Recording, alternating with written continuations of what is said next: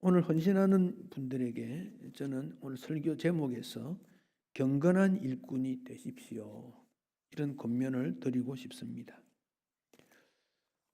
어떤 탁월한 능력 있는 열매를 많이 맺는 여러 가지 내용의 일꾼이 될 수 있겠지만, 오늘 이 본문을 통해서 경건한 일꾼, 경건하다 이 말은, 경건이라는 용어 자체는 구별되었다, 거룩하다, 그런 의미가 경건이다 하는 점을 생각합니다. 주의 가정이라고 할 때 이 가정은 구별된 가정이거든요. 주님이 주인이 되는 구별된 가정, 주인이 주님이 되는, 이것을 우리가 요즘 말로는 경건하다, 이전에는 거룩하다, 구별되다, 이런 표현을 씁니다. 그 가정이 되어야 된다, 그 점만 기억하시면 좋겠습니다.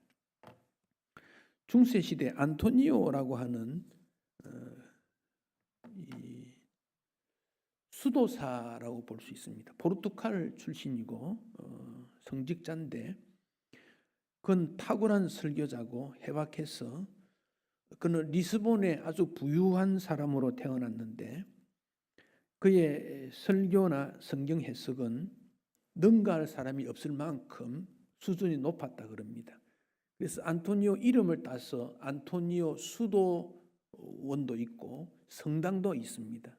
성 안토니오라는 이름으로 되어 있습니다. 근데 이분이 자기 재산을 가난한 사람이 다 나눠줬대요. 그리고 은둔 생활을 하면서 어떻게 하면 세상 속에 경건하게 살까? 세상에서는 경건하게 살 수가 없었다는 거지요. 그래서 은둔 생활을 하는데 어느 날 주의 음성이 들려왔습니다. 안토니아야, 네가 아무리 경건하게 살고자 하여도 알렉산드리아에서 헌 구두를 고치는 노인보다 못하다, 이런 말을 들었다는 거예요. 그러니까 얼마나 충격이겠습니까? 나는 경건에 살려고 재산도 다 나누어 주고 혼자 동떨어진 그런, 세상과 동떨어진 곳에 사는데 알렉산드리아에 사는 나이가 많은 구두 수선하는 노인보다 못하다 그러니까 이거 왜 이럴까? 그래서 알렉산드리아로 갔다는 거예요. 가서 구두 고치는 노인을 찾아갔습니다. 그래서 만났습니다. 물었습니다. 아이 노인장, 어떤 방법으로 매일 사십니까?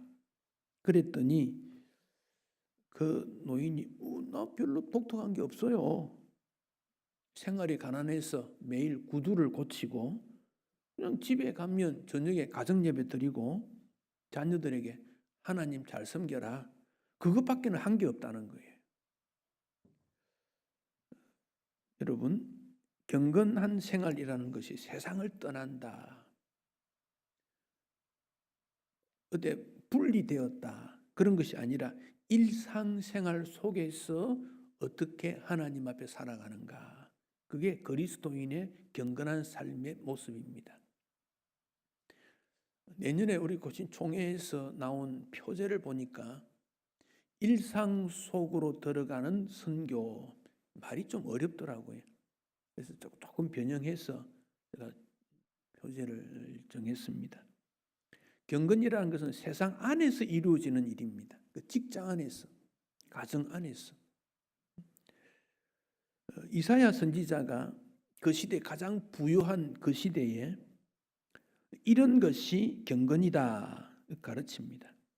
깨끗해야 된다, 행실 버리고, 악한 행실 버리고, 악한 행동 그치고, 선하게 살고, 정의를 구원하고, 학대받고 고아 과부들을 위해서 살아가는 것, 일상 속에서 이루어지는 거다, 그 점을 강조하고 있습니다. 하나님 앞에서입니다. 오늘 본문이 그 십계명 다음에 나오는 본문입니다. 출애굽기 20장 1절부터 17절은 십계명입니다. 기독교의 핵심적인 내용이지요. 그 끝난 다음에 나온 것인데, 백성들이 모였습니다. 그 십계명이 임했을 때, 모세가 계명을 갖고 왔을 때 우레, 번개, 나팔 소리, 연기를 보았지 않습니까?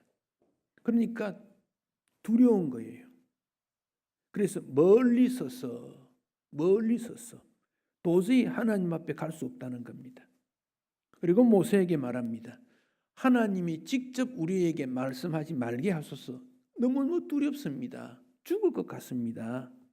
그러니까 모세가 왜 그리 두려워하느냐? 두려워할 필요 없다. 하나님이 임하시는데, 하나님이 임하시는 이유는 뭐냐?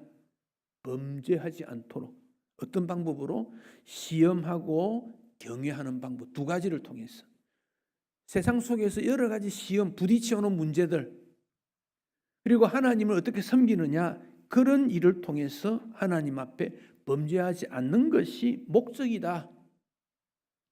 하나님이라고 말할 때 두 가지를 생각할 수 있습니다. 하나는 초월성입니다. 하나님은 우리가 멀리 계신다. 떠나 계신다. 우리와 함께하지 못하는 것은 우리의 이 나약성, 죄성 때문에 초월에 계신다. 초월에 계신 하나님이 동시에 내재성, 우리에게 임하신다. 그 초월성과 내재성 두 가지를 동시에 가집니다. 하나님을 경외한다는 것은 초월에 계신 하나님을 인정하고 우리에게 함께 계시는 내재하시는 하나님을 인정하는 것이다. 그것이 하나님을 두려워한다, 경외한다, 경건한 사람의 모습입니다. 예배라는 것 자체가 그렇지 않습니까? 가치로운 것을 하나님 앞에 올려드린다. 워십, 가치로운 것을 올려드린다. 바울은 로마서에서 하나님의 지혜와 지식의 풍성함, 하나님의 지혜와 지식의 풍성함, 그건 우리가 도대체 알 수가 없다. 초월에 계시기 때문에. 누가 주님의 마음 알고, 누가 주님의 그 상담자가 되고, 누가 주님의 뜻을 알아가겠느냐? 아무도 모르는 거다. 그 주님 앞에서 경외심, 주님을 두려워하는 그 모습, 그게 그리스도인의 삶이다. 오늘 24절에 보면 토단을 쌓고, 흙으로 제단을 만든 거죠. 흙으로 가지고 도단을 만든 겁니다. 돌이나 금속으로 하지 않냐고 흙으로. 이건 무엇이겠습니까? 그 당시 이방 신들의 제단은 돌을 만들고 다른 어떤 금옷으로 만들었습니다. 하나님 그거 하지 말라는 겁니다. 자연스럽게 흙을 가지고, 그런 말입니다. 흙을 가지고. 그리고 화목제를 드려라. 그곳에서 하나님이 복을 주시겠다. 하나님이 자연스럽게 섬기는 것을 원해야 된다는 겁니다. 자연스럽게. 단순하게. 복잡하지 않도록. 너무 짜여져 있는 그것도 도움이 되지 않는 겁니다. 그래서 아굴은 두 가지 기도 제목을 가집니다. 하나는 헛된 것 거짓말. 헛된 것 거짓말 왜 합니까? 부자가 되기 위해서 헛된 말 해야 되고 거짓말 해야 되고. 그러니까 이 부품하게 허영적인, 요즘 말하면 거품의 삶, 포장된 거 그거 하지 말고, 또 하나는 가난도 부자도 하지 말고 적절하게 먹여주시기 바랍니다. 평범하게. 이게 아굴의 기도입니다. 아주 평범하게. 너무 고상한 것도 아니고 너무 낮은 것도 아니고 적절하게 하루 세 끼 먹고 가족 있고 선한 일 할 수 있으면 그것이 인생의 만족이라는 것이죠. 엘버스 심슨이라는 분이 제스트넛 스트릿이라는 교회, 제스트릿이라는 교회지요. 거기 스트리트 그 도로 길이죠. 교회를 건축하게 되는데 세 가지 이런 식으로 짓자 합니다. 단순하게 짓자. 최저 비용으로 하자. 기간 길게 하지 말자. 그러니까 교회를 짓는데 아주 단순하게 예배 드리면 되니까. 건축한 건 너무 많이 할 필요도 없다. 이거 할 만큼 하자. 그리고 짧은 시간에 하자. 근데 교인들은 아니다. 미국에서 최대의 교회가 되는 것으로 하고 건축 기간은 2년. 그래서 있는 것 전부 다 모아가지고 해야 된다. 언제 그렇게 말했다는 거예요. 그래서 심슨 목사님은 결국 자기의 목회 방침과 다르다 생각하고 그 교회를 떠나게 되어졌습니다. 왜냐? 이것은 제1이라고 하는 것을 추구하는 욕심이다. 교회가 하나님의 비전해야 되지 사람의 야망의 결과가 돼서는 안 된다. 그는 그런 고백을 하게 됩니다. 다윗이 골리앗과 싸울 때 사울의 갑옷을 입지 않습니다. 맞지 않기 때문에. 하나님 섬기는 일에 거리낌이 되는 것을 입을 필요는 없다는 거지요. 토단을 쌓고 흙으로 있는 그대로 순수하게 그 점을 말씀하고 있습니다. 그리고 그 위에는 너의 양과 소로, 즉 마음과 뜻을 다해서 주님 앞에 바치는데 번제와 화목제, 이 번제 죄의 고백이지요. 화목제, 화목 두 가지입니다. 그 번제는 하나님의 경건성을 추구했다면 화목제는 사람들과의 관계를 중요하게 여긴 것입니다. 그래서 화목제는 제물의 일부를 제사장에게 드리고 제사에 참여한 사람들이 먹고 성전에 있는 사람들과 함께 나눈 화목을 중요하게 여깁니다. 그래서 경건이라는 것은 구별되지만은 세상과 구별되지만 성도 안에서는 화목이라고 하는 그 과제가 우리에게 들어 있습니다. 화목제를 드렸다는 겁니다. 마태복음 5장에 예수님께서도 예물을 제단에 드리다가 즉 예배 드리다가 원망 들을 만한 일이 있거든 먼저 화목하고 경건이라는 것은 다르다는 것이 아니라 주 앞에서 주님이 기뻐하시는 일이 무언가를 추구하는 것이 경건이다. 그 점을 기억하게 만듭니다. 25절에서 돌로 제단을 쌓거든 다듬은 돌로 하면 안 된다. 이 다듬은 돌이라는 것은 애굽에 종살이 할 때 성전 피라미드 이런 거 다 다듬은 돌로 했습니다. 그것도 주님은 할 필요가 없다. 할 필요 없다. 그렇게 말씀하고 있습니다. 그러니까 자연스럽게 내 모습 그대로 주님 받으시니까 내 모습 그대로를 주님이 강조하십니다.